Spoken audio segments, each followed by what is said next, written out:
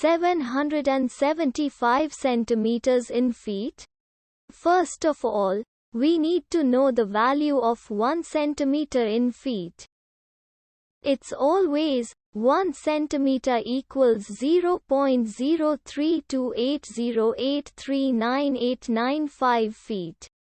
Now we have to multiply 0.03280839895 by 775. Therefore, 775 centimeters times 0.03280839895 feet equals 25.42650918625 feet.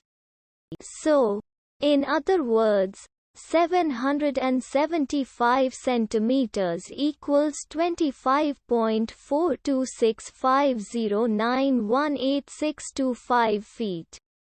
We hope you have enjoyed this video. Please like and subscribe to our channel for more videos like this.